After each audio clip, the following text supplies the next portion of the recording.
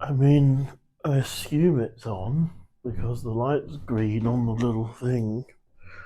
Um, ugh, forgive me, just haven't been in here in a while. Is that right? What the fuck is that dog barking about? There you go.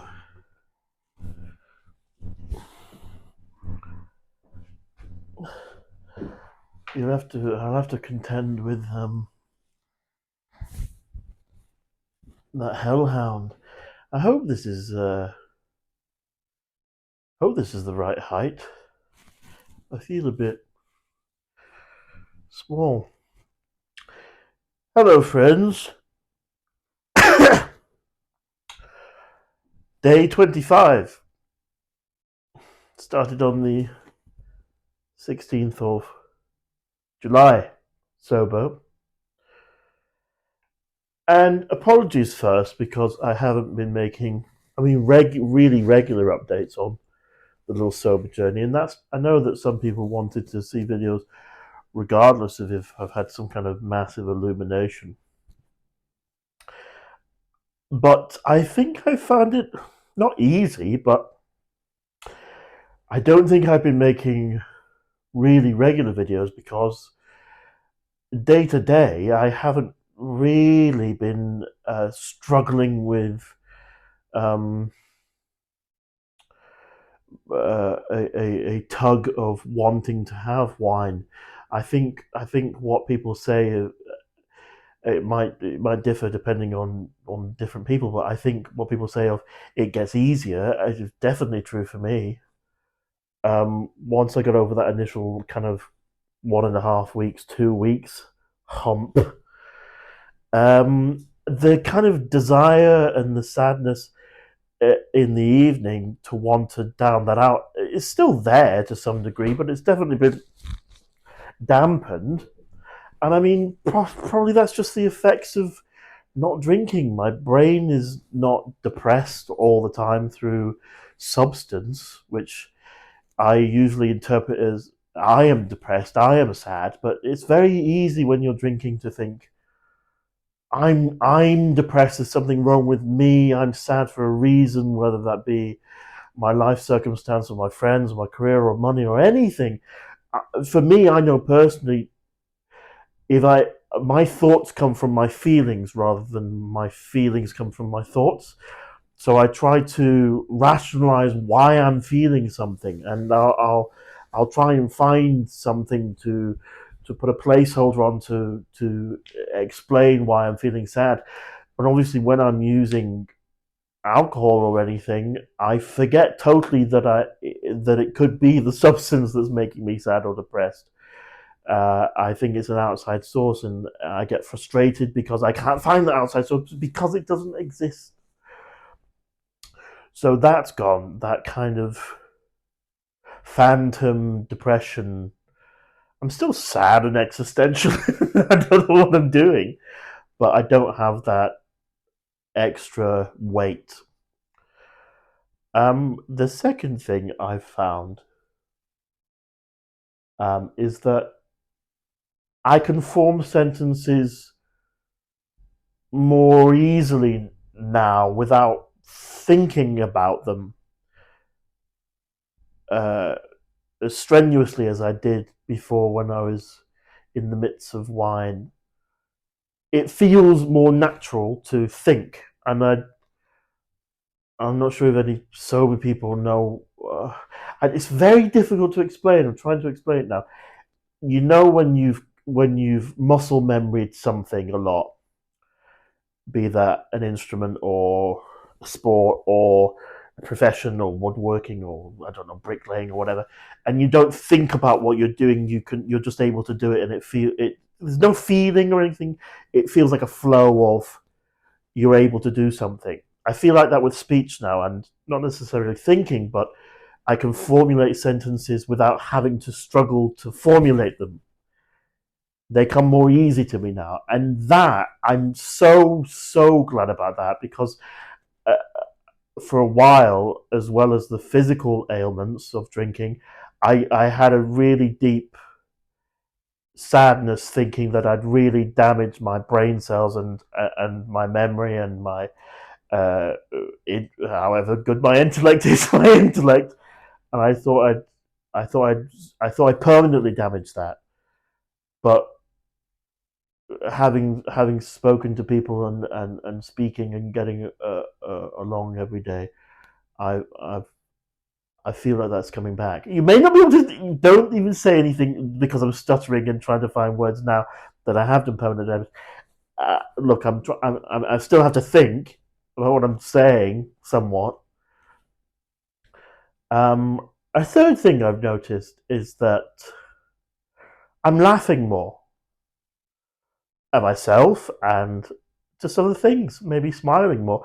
I don't know. It's more of a. I know the world's fucking stupid and pointless and shouldn't exist, but I'm not depressed about it. I'm not depressed about it, and that's the difference. The difference, I think. Um, yeah, I'm laughing more. I'm saying yes to more things. Be that ideas that come to me, even though I really, really struggle with self doubt, imposter syndrome, um, as well as actual physical syndromes. Well, I don't suffer through that, but mentally, I'm not being a victim. I'm just saying. I'm just saying. I've got a syndrome. Okay, I can play as a little bit of a victim because I am one of those deformed people. I can say that I am deformed. So fuck you. Um, uh, what was I saying? What was I saying now? I can laugh at things. Yeah, saying yes to more opportunities. I wanted to go on a walk for a while, and I just wouldn't have done it because the doubt would have set in, and I just wouldn't have gone anywhere. Granted, I failed on the Hereford walk. Failed. I still went. I still tried it out, and I did 20 odd miles walking in 1.5 days. It was a pilgrimage. It was a pilgrimage. It wasn't a nice walk. It was definitely weighing up spiritual highs and lows. By the way, if you see any pock marks on my head, it's because I've been picking my spots all day long and blackheads because I've got nothing better to do. And yes, I find it very enjoyable, and probably you do too. And if you don't find it enjoyable, you would do if you did it. Okay.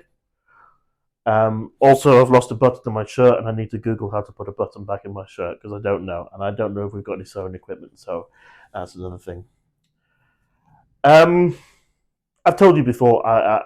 I've been eating takeaways a hell of a lot, probably once every couple of days. To be honest, for the past month of not drinking, the desire to do that has been curbed a little bit, possibly through the quality of the takeaways around here, and because I feel a bit sick. You know, I was talking about not being able to wipe my arse. I'm scared about that. Another thing that's kind of jarring when you put on so much weight in your stomach is you find it difficult to get out to get out of the bath, like a pregnant woman in the bath. I couldn't get out, and also getting to the point where I can't even get up off low seats without doing kind of a pivot. I'm like I need the corner of the sofa to be a fulcrum so I can get momentum and get off myself. Not get myself off, get off myself. I just wanted to give a little update on how I'm feeling. Obviously, there are lots of things uh, that plague my mind still, and still that thought of, oh, if I did this activity plus booze, it would be better. Oh, if I gamed plus booze, it would be better. Which is a lie. I've tried that out probably thousands of times now. I just get too drunk and the game just blurs. Same with films. I can't watch films because I just forget about what I'm doing. I can't play competitive games because I'll fuck it all up. So that's a lie. Walking, going out with people, drinking, not good either. It wouldn't be better because I just get too drunk, get miserable, get arsy with people thinking I'm really smart and questioning everything they're saying, and then go home and ruin relationships. Or I lose loads of money in the casino. What else could I do with drink that makes it better? What does drink make better? That initial bit where you've had like a couple of drinks, or in my case, half a bottle of wine, 3/4 bottle of wine, it's going into your system, and you feel the dullness. That's the best bit. What's that? 20 minutes? 20-minute high. I can safely say I'm so glad to be off the shackles. It feels like I'm not constantly a slave to it. Anywhere I look, I don't have to look for a corner shop or anything. And it's given me the opportunity to think of what I could do in terms of pathways I could go in my life. I might not go to them all, and then most of them might be mistakes, but at least I have that thing of, oh, I could possibly do that, which is great, I guess. There's a little bit more hope. I think that's the fundamental thing. There's a little bit more hope. And plus 20 quid a night, it's fucked. It's so much money. And that's that, really. I mean, it's a month on Monday. I'm not counting my chickens yet because I've done 2 months before. A year would be amazing. I mean, a lifetime without it would be incredible. Do I miss it? I I don't know. I don't think so. I don't think so. And I've had other opportunities come through, and I can work on things. I haven't started yet, but I intend to work on some things. Um, and I've been there for friends, and I've seen friends, and I've just been able to enjoy their company, enjoy the time with them without one, first of all, saying yes, I'm going to come to things, and then on the day of being hungover, where I've organised, saying no, I can't come, I'm ill, or my dog's dead, or whatever, just making up an excuse not to go because I'm hungover. And two, just walking around with them and sitting down and actually listening to them, being able to listen to them, and actually being present with them without feeling fucking hungover and wishing it to end and feeling guilty that, oh, if I didn't drink, I would have been able to enjoy this more. I think it's a net positive. If you can get over that initial week or 2 weeks, I think your body starts sorting stuff out by itself, your brain starts sorting stuff out by itself, and you have a more clear foundation on which to figure things out yourself. Maybe start enjoying tiny, it doesn't matter how big they're, just tiny things you enjoyed before. For me, like walking and finding little colourful bits on a wall. I mean, it doesn't have to be. That might be a bit weird, granted, but like little patterns in stones. Some things are really nice in the world. Most things are terrible, but some things are actually really nice. And isn't it those nice things we're staying around for? You don't want fucking alcohol to dampen those things. This has turned into a kind of um, trying to convince you to stop drinking, but I think if anyone's struggling to stop, I found it incredible. I couldn't. I stopped once or twice, 3 times, 4 times, 5 times, 6 times. But the last time I tried to stop was unbelievably difficult. It's just that first night. It's that first night. It really is just that first night. It's that first night, and it sounds so easy. Just don't drink for a night. But if you feel, I know if you feel terrible and in pain and whatnot from drinking, you just want it to go away just for an evening. But believe me, just do the one night, and it'll be easy the next day. If that helps anyone, well, that's good. I've got a few more things for the channel I'm interested in doing, which is cool. I never thought I'd get 400 subscribers. I always hoped, but yeah, but I never tried. I never tried. In school, I remember we had an essay to do. This is probably off topic, but it's pertinent to me, so I'm saying it. Uh, we had an essay to do, and a rival girl came in one day, and she'd done the essay, and she gave it in, and I written the title and maybe a couple of lines, and I gave it in, and I thought myself really smart, you see. So I didn't have to bother. I didn't really have to bother. I can't be asked doing that. I know that I can do it anyway. So why am I putting the effort in? I don't care. A couple of days later, she got her essay back. She got a C, and I got mine back, and I got a U. And you know that kind of school thing of taking the piss out of other people because of their grades. It was like, haha, you got a C, you got a C. People were like, oh yeah, but you got a U. And I said to the teacher, yeah, but I didn't try, thinking I was smart, saying I didn't try. And she said, what's worse, Dominic? What's worse? Trying and doing a bit crap, or not trying at all and being able to say, oh, yeah, but I didn't try. I could have done that, but I didn't try. I don't want to be that person. And obviously, it takes a lot of courage to fail, but I don't want to be that person that keeps saying,